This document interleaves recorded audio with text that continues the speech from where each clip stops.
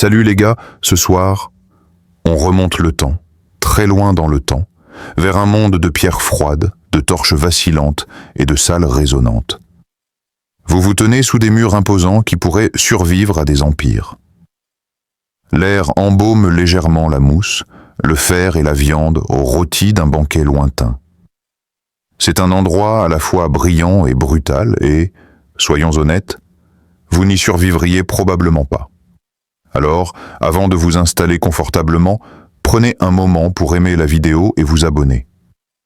Mais seulement si vous appréciez vraiment ce que je fais ici. Oh. Et dites-moi dans les commentaires de quel pays vous regardez et quelle heure il est. Maintenant, tamisez les lumières, allumez un ventilateur pour un doux bourdonnement de fond et commençons ensemble le voyage de ce soir. Vous avancez dans la brume nocturne et voilà, un château se dressant telle une couronne dentelée sur le ciel. Sa conception n'est ni fortuite ni décorative. Chaque pierre, chaque angle a été conçu pour protéger et impressionner. On entend presque les architectes médiévaux chuchoter entre eux, se disputant pour savoir si le corps de garde devait intimider ou inviter. Le génie des châteaux ne résidait pas seulement dans leur force, mais aussi dans leur capacité à sublimer le danger. À mesure que vous vous rapprochez, vos bottes s'enfoncent légèrement dans la terre humide.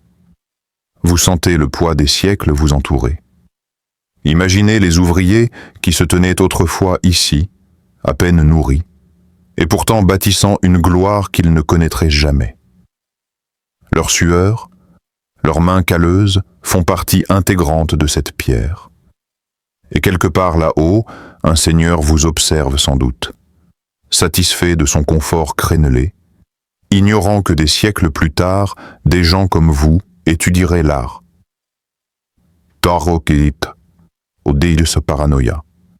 Les historiens débattent encore des véritables moteurs de l'essor des châteaux, la défense, la domination ou l'orgueil divin. Peut-être les trois à la fois. Mais une chose est sûre, ces forteresses n'étaient pas de simples abris, c'étaient des messages gravés dans la roche. Des messages qui disaient « Nous possédons cette terre et nous ne bougerons pas ». Alors que vous pénétrez sous l'ombre du mur extérieur, la lumière des torches vibre. Le voyage ne fait que commencer, et le château est prêt à révéler ses secrets, à commencer par l'eau qui le protégeait et le trahissait à la fois. Vous approchez des douves, larges rubans sombres encerclant la forteresse, tel un serpent protecteur. L'eau ondule faiblement sous le clair de lune, reflétant la silhouette déchiquetée des murs qui les surplombent. On entend presque le coassement des grenouilles, le bourdonnement des insectes, le léger grincement des chaînes du pont-levis oscillant dans la brise nocturne. Vous réalisez qu'il ne s'agit pas seulement d'un fossé, mais de la psychologie médiévale à son apogée. Voyez-vous, les douves n'étaient pas toujours remplies d'eau. Certaines étaient en sèche, bordées de pics ou de gravats. D'autres servaient également d'égouts, romantiques, non? Et si l'on pouvait imaginer des crocodiles rôder en dessous, désolé, mauvais continent, la véritable horreur était bien moins exotique.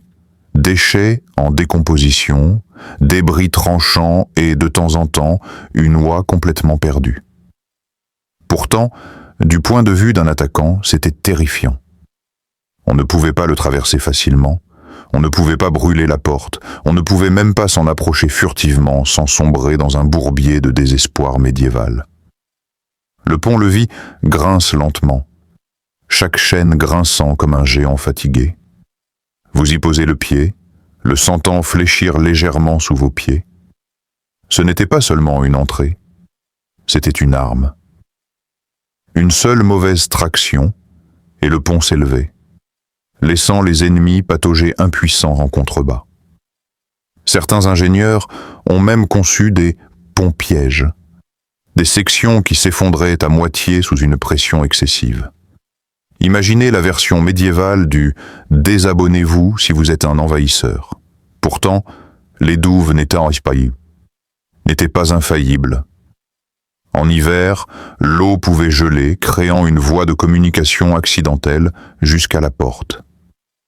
Les historiens se demandent encore si ce défaut a été négligé ou simplement considéré comme un coup de conception. Certains châteaux asséchaient même leurs douves pendant les mois d'hiver ou les garnissaient de pieux pointus pour décourager les aventuriers s'aventurant sur la glace. Vous vous arrêtez à mi-chemin, le regard plongé dans l'eau noire et immobile. Quelque part, là-dessous, reposent des siècles de casques, de flèches et de secrets perdus. Imaginez ce que les archéologues ont découvert, de minuscules peignes, des pièces de monnaie et même des jouets d'enfants jetés ou abandonnés dans le chaos de la vie entre ces murs. Les douves étaient la première ligne de défense, mais aussi le premier miroir du désordre humain. Le pont-levis résonne contre la pierre et vous avancez. Devant vous se dresse la guérite, massive, étagée et débordante d'imagination. Vous pressentez déjà le prochain défi. Des murs qui font plus que rester immobiles. Vous passez sous l'arche du corps de garde, l'air soudain plus frais, presque bourdonnant de tension. La pierre ici paraît différente. Plus serrée, plus dense, comme si elle se souvenait de chaque coup d'épée et de chaque avertissement hurlé. Vous penchez la tête en arrière, et voilà. Un réseau vertigineux de poutres en bois, de meurtrières et de trappes. Bienvenue dans la paranoïa géniale de l'architecture médiévale. Imaginez. Vous êtes un soldat envahisseur qui charge à travers la porte, acclamant la chute du pont-levis ennemi.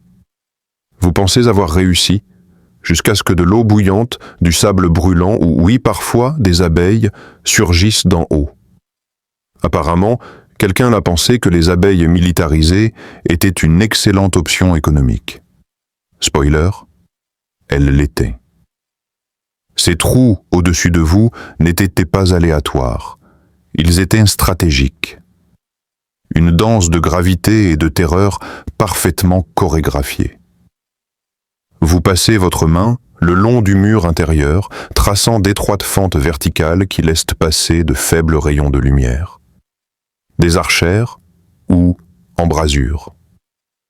Elles sont fines de l'extérieur, une simple fente, mais s'élargissent vers l'intérieur comme un entonnoir. C'est la mathématique médiévale à l'œuvre, vision maximale, vulnérabilité minimale. Les archers pouvaient pivoter, viser et tirer en toute sécurité, en dévoilant à peine le bout de leurs doigts. Il faut admirer la géométrie cruelle de ce dispositif. Et puis, il y a le mur lui-même. Non pas massif, comme beaucoup l'imaginent, mais stratifié. 2 pans de pierre remplis de gravats. Plus légers, moins chers, mais toujours aussi résistants. Certains affirment même que le remblai irrégulier a contribué à absorber les chocs des béliers, tandis que d'autres soutiennent qu'il ne s'agit que d'un vœu pieux d'historien romantique.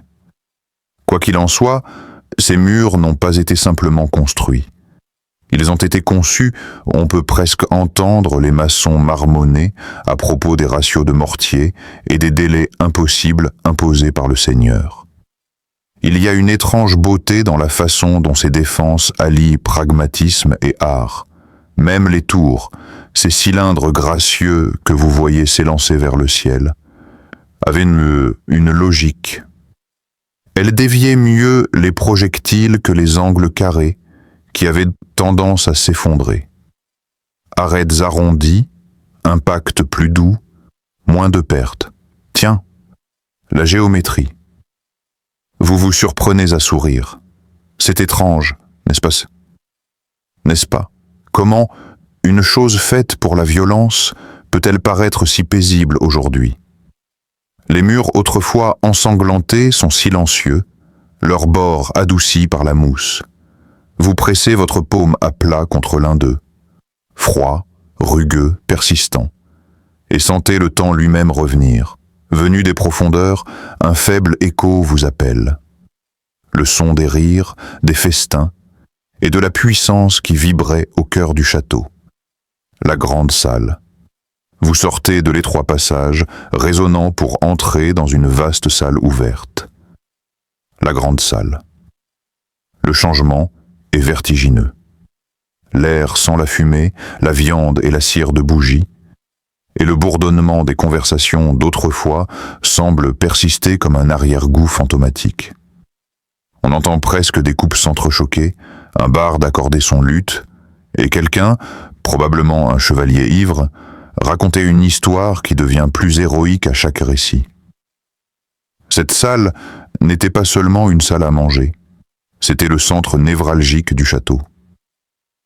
Ici, les festins scellaient les alliances, les ragots ruinaient les réputations, et le pouvoir s'habillait de velours et d'or. Le seigneur siégeait haut sur une estrade surélevée, sous une tapisserie qui criait « Oui, je possède tout ce que vous voyez ». Les paysans et les serviteurs mangeaient au plus bas, près des courants d'air et des chiens. On pouvait déterminer son rang à la distance qui le séparait de la cheminée.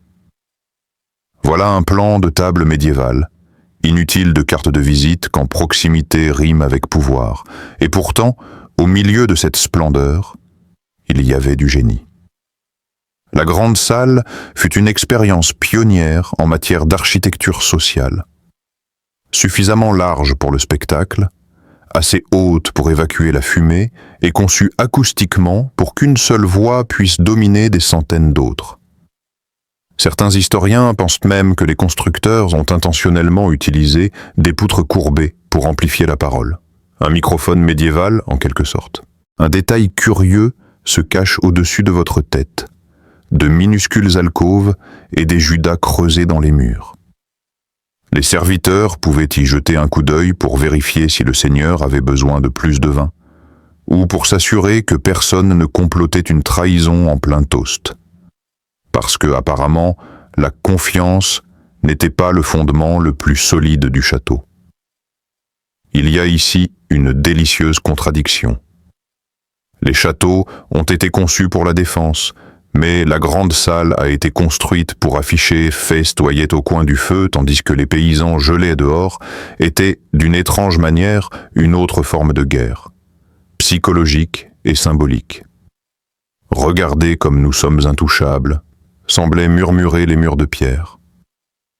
Les historiens débattent encore de la question de savoir si ces grands rassemblements représentaient véritablement une forme d'unité ou un simple théâtre contrôlé. Peut-être les deux. Ce qui est certain, c'est que la grande salle a transformé l'architecture en politique, la pierre et le cérémonial s'unissant. Vous levez une dernière fois les yeux vers les poutres enfumées, imaginant des rires résonner sur la pierre, puis suivez cet écho vers les escaliers serpentant dans les tours. Le château va devenir plus étroit, plus haut et bien plus rusé. Vous commencez à grimper. L'escalier en colimaçon se resserre de plus en plus, chaque marche est inégale, usée par d'innombrables pas. L'air se raréfie, plus frais maintenant, chargé d'une légère odeur de calcaire et de vieux bois. Vous vous agrippez à la colonne centrale pour garder l'équilibre, et c'est là que vous remarquez, l'escalier tourne dans le sens des aiguilles d'une montre. Coïncidence? Pas du tout. C'est un génie tactique déguisé en talent architectural. Voyez-vous, la plupart des gens sont droitiers. Lorsque les envahisseurs se sont lancés à l'assaut, leurs bras armés étaient à l'étroit près du poteau central, tandis que les défenseurs qui descendaient avaient un espace de manœuvre idéal. C'est la version médiévale d'un avantage unilatéral dans les jeux vidéo. Le fair-play n'existait pas ici. La conception transformait chaque recoin en embuscade. On commence à comprendre que le château tout entier est un puzzle de chaos contrôlé où même la géométrie riposte. En sortant de l'escalier, le monde explose de lumière. Vous êtes à l'intérieur d'une tourelle, une pièce circulaire percée de meurtrières qui encadre le paysage comme une galerie de peintres. Chaque meurtrière offre juste assez de vue pour observer les champs, les forêts et les routes en contrebas. Imaginez les gardes là-haut, à moitié ennuyés, à moitié figés, chuchotant des rumeurs de dragons ou d'impôts, surtout d'impôts. Mais au-delà de la fonctionnalité, il y a la finesse. Les bâtisseurs ne se souciaient pas seulement de la survie, mais aussi de la symétrie, des proportions et de la beauté. Les courbes des tours n'étaient pas aléatoires, elles étaient notées calculées pour répartir le poids uniformément, résister au vent et dévier les pierres de siège. Certains maçons ont même sculpté des visages ou des animaux dans des recoins cachés, de petites blagues que eux seuls verraient. Un easter egg médiéval, bien avant que les jeux vidéo ne le rendent populaire. Et puis, il y a l'une de mes particularités préférées des châteaux, la garde-robe ou salle de bain médiévale. Perquée au-dessus d'une goulotte descendant directement le long du mur, elle était à la fois pratique et terrifiante. On pouvait admirer la vue tout en contribuant à l'écosystème des douves. Certaines garde-robes avaient même des tunnels d'évacuation secrets à côté d'elles, une véritable stratégie de sortie. Les historiens se demandent encore si les escaliers en colimaçon et les tours étaient davantage une question de défense ou de prestige. Peut-être étaient-ils les deux, un parfait mélange de survie et d'ego. On presse à nouveau la paume contre la pierre froide, et elle semble vivante, vibrante de détermination. Dehors, un grondement lointain résonne dans les champs, rappelant que ces créations ne plaisaient pas à tout le monde. L'ère des engins de siège approche, et avec elle, folie et invention à une échelle colossale. Vous avancez sur les remparts, le vent vous fouettant les cheveux, chargé d'une légère odeur de fumée et de pluie. Au fond de la vallée, quelque chose de monstrueux s'agite. Un camp de siège. Des tours de bois s'élèvent tels des géants squelettiques, et d'énormes cordes craquent au loin. C'est ici que commence la véritable épreuve de la conception d'un château, lorsque le génie humain rencontre l'obstination humaine. La guerre médiévale ne se résumait pas à de vaillants chevaliers et à des fanfares de trompettes. C'était une guerre d'ingénieurs contre ingénieurs. Les défenseurs avaient la hauteur, les murs et la gravité. Les attaquants avaient, disons, tout ce qu'ils pouvaient faire rouler, lancer ou projeter. Et peu d'inventions étaient aussi terrifiantes ou étrangement élégantes que le trébuchet. Vous en apercevez un maintenant, son long bras décrivant un arc au ralenti comme le membre d'un danseur, propulsé par un contrepoids assez lourd pour écraser des bœufs. Un seul coup, et un rocher fend les airs, fredonnant un grondement sourd avant de s'écraser contre le mur en contrebas. Le son vibre dans votre poitrine. Mais voici l'astuce. Le château résiste. Les bâtisseurs ont appris à courber légèrement les murs, de sorte que les pierres ricochent au lieu de briser la structure. Certains ont même construit de faux murs, des enveloppes extérieures destinées à s'effondrer en premier et à tromper les envahisseurs pour qu'ils gâchent leurs efforts. C'est une diversion architecturale, des siècles avant la magie de scène. Puis vinrent les sapeurs, ces pauvres âmes qui creusaient des tunnels sous les murs pour les faire s'effondrer. Pour les arrêter, les défenseurs creusèrent des contre-tunnels, s'affrontant sous terre dans des combats sombres et étouffants, éclairés par des torches vacillantes. Si votre travail vous semble stressant, essayez le combat à l'épée dans un tunnel de terre tandis que le plafond s'effondre. Et au milieu de tout ce chaos, l'innovation prospérait. De l'huile bouillante? Trop cher. Du sable bouillant? Bien plus pratique. Il se glissait sous les armures et brûlait tout aussi efficacement. Certains châteaux utilisaient de même le son comme arme. Des cors résonnants ou de faux cris de guerre pour semer la confusion chez l'ennemi la nuit. On pouvait presque entendre le mélange de peur et d'ingéniosité bourdonner dans l'air. Les historiens débattent encore de la technique de siège véritablement la plus efficace. Était-ce la force brute ou la guerre psychologique?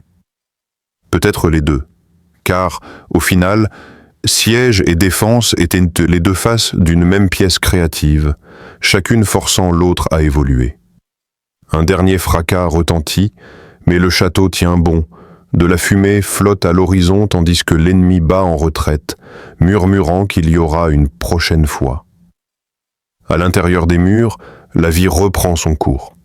Calme, routine, étrangement douillette. Et c'est là que vous vous dirigez ensuite. Vous descendez des remparts dans la cour, où la vie reprend son cours lent et rythmé. L'air sent le pain qui cuit et la paille humide. Des poules s'éparpillent sous vos pieds et quelque part, le marteau d'un forgeron rythme le rythme d'un cœur. Malgré son génie défensif, le château était aussi une demeure, une forteresse où règne un chaos quotidien enveloppé d'un calme de pierre. Vous passez devant la cuisine, une caverne enfumée, animée par la chaleur et les rires. Les cuisiniers s'activent avec une précision chirurgicale, remuant des chaudrons assez grands pour s'y baigner. Le sol est glissant de bière et de soupe renversée, et un garçon plume une oie en fredonnant quelque chose qui ressemble étrangement à un remix médiéval de « We Will Rock You ». On y sent presque le goût du chevreuil rôti, l'acidité de la bière, la légère douceur des gâteaux au miel destinés à la table du Seigneur. Puis, au détour du couloir, l'ambiance change. Vous entrez dans la chapelle, silencieuse, éclairée aux bougies, résonnant de prières lointaines. Ici, au milieu des batailles et des banquets, les gens cherchent pardon et réconfort. L'air est frais et embaume légèrement la cire et l'espoir. Même en temps de guerre, ils ont fait place à la paix, ou du moins, à la protection de l'au-delà.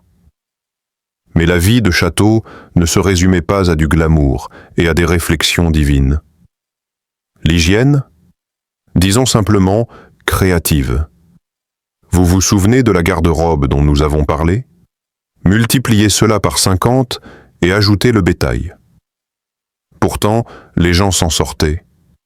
Les femmes brodaient, les gardes jouaient au jeu d'argent, et les enfants transformaient en chaque recoin en terrain de jeu, ou en cachette pendant les exercices. Les archéologues ont même découvert de minuscules dés sculptés et des jouets en os dans le sol des châteaux, preuve que l'ennui est éternel. Le génie ici ne réside pas seulement dans les murs, mais dans la façon dont les gens s'y sont adaptés. Les cours servaient aussi de marché, les tours de chambre, les cuisines de lieux de commérage.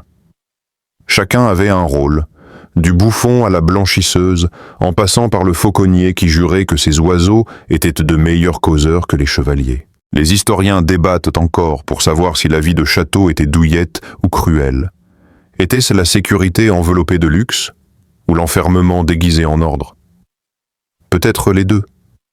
Vous vous arrêtez sous une arche à écouter les sons, le cliquetis du métal, les rires, l'écho de la résilience quotidienne. Alors que le crépuscule retombe, vous regardez vers la plus haute tour, se découpant sur un ciel déclinant. Le temps changera tout. Ces pierres, ces gens, et même leur raison d'être. Vous montez un dernier escalier pour observer ce qu'il adviendra de toute cette splendeur lorsque le silence s'installera enfin. Vous atteignez le sommet de la tour tandis que le soleil disparaît à l'horizon. Le monde en contrebas n'est plus qu'un doux flou de brume et de lumière déclinante. Le château, autrefois animé de cris et de rires, vibre désormais d'un doux silence. L'air paraît différent, plus vide, mais pas triste, simplement posé. Vous vous adossez à la pierre fraîche et sentez sa solidité, même si les siècles s'écroulent autour d'elle. Les châteaux, malgré leur force, ne furent jamais immortels. À mesure que la guerre évolua, poudre à canon, nouvelle stratégie, leur génie devint leur faiblesse. Les murs épais ne résistèrent pas aux explosifs, et les douves ne firent plus peur qu'aux canards. Nombre de seigneurs abandonnèrent en leur forteresse, troquant la pierre contre le confort, les armures contre la soie. Certains châteaux devinrent des prisons, d'autres des monastères, et beaucoup tombèrent tout simplement sous le joug du lierre et du temps. On entend presque les soupirs des bâtisseurs résonner à travers les fissures. Et pourtant, ils perdurent. Même en ruine, les châteaux continuent d'enseigner. Ils nous rappellent comment les humains ont résolu des problèmes impossibles grâce à leurs seuls muscles, leurs mathématiques et une créativité acharnée. Ces escaliers en colimaçon, ces murs courbes, ces pièges ingénieux, autant de murmures d'un monde qui a refusé d'abandonner. Les anecdotes persistent aussi. Comme ce château gallois dont on raconte qu'il aurait été construit par un bâtisseur fantomatique qui achèverait les murs la nuit. Ou encore celui en France où des archéologues ont découvert un passage secret menant directement de la chambre du Seigneur à la cuisine. Preuve que les grignotages nocturnes transcendent le temps. Les historiens débattent encore pour savoir si ces histoires relèvent du mythe ou de la mémoire, mais c'est peut-être là l'essentiel. La véritable conception du château n'était pas seulement physique, elle était émotionnelle, psychologique et symbolique. Un lieu où la peur rencontrait l'art. Vous regardez le crépuscule s'épaissir, les murs luisant d'une faible lueur dorée. Le génie des châteaux médiévaux ne réside pas dans leur survie, mais dans leur intention, pour contrôler le chaos, pour protéger, pour inspirer. Et ils y sont parvenus magnifiquement. À présent, le monde extérieur aux remparts s'obscurcit. Les torches crépitent, le vent s'adoucit, et le château respire, enfin apaisé. Vous restez là un instant de plus, respirant au rythme de la pierre silencieuse. La nuit s'installe comme une couverture, fraîche et lente. Imaginez les générations qui se tenaient ici avant vous, gardes, maçons, rêveurs, tous scrutant le même horizon, se demandant comment quelque chose d'aussi fort pouvait paraître si fragile. Maintenant, laissez vos pensées dériver au gré du vent qui glisse le long des murs de la tour. Les sons lointains s'estompent, le ululement d'un hibou, le bruissement des feuilles, le murmure du temps qui s'écoule doucement. Le château, autrefois féroce et vivant, devient tout simplement magnifique, un souvenir gravé dans le paysage. Vous expirez. Tout s'immobilise. Le génie du passé a accompli son œuvre. L'histoire est achevée, fait de beaux rêves.